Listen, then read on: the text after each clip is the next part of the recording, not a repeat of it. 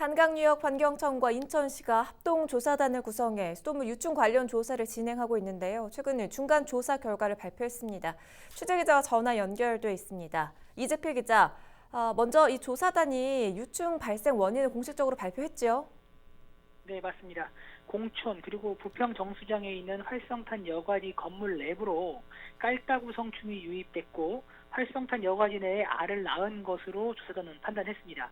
그리고 그 깔따구 유충이 수도관을 통해서 가정으로 이동했다는 게 조사단의 공식 발표인데요. 네. 정수장에서 발견된 깔따구와 가정에서 발견된 깔따구 유충의 종류가 일치하는 점을 근거로 들었습니다. 그리고 인천시가 문제가 발생한 이후 활성탄 여과지 운영을 중단했는데요. 7월 28일 이후부터는 가정에서 유충이 발견된 적이 없는 것도 근거로 제시했습니다. 그러니까 정수장 활성탄 여과지에 깔따구가 알을 낳았다 이런 설명인 건데 이 활성탄 여과지라는 게 뭔가요? 네, 지난해 인천시가 건립한 고도 정수 시스템입니다. 지난해 붉은 수돗물 때문에 인천시가 어려움을 겪었잖아요. 네. 이에 390억 원을 들여서 만든 겁니다. 그 물을 숲과 같은 활성탄을 진하게 해서 이물질과 냄새를 잡는 시스템인데요. 그런데 이 활성탄 여과지에서 유충이 나온 그런 상황입니다. 그런데도 이 벌레가 그러니까 성충이 어떻게 들어가서 알을 낳을 수 있었다는 부분에 대해서는 조금 납득이 가지 않거든요. 어떻게 이해를 하면 될까요? 먼저 조사단은 활성탄 여과지 건물에 방충망은 있지만 창문을 열거나 사람이 오가는 과정에서 깔따구 성충이 유입될 수 있다고 설명했습니다.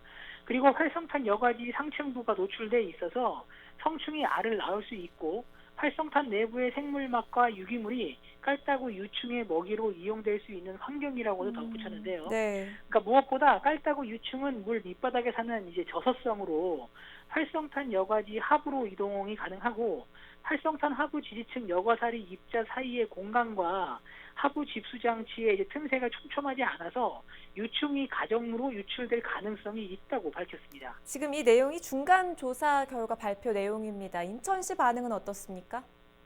인천시는 중간조사 결과 발표에 맞춰서 수돗물 안정화와 재발 방지에 노력을 기울이겠다고 이제 보도 자료를 냈는데요.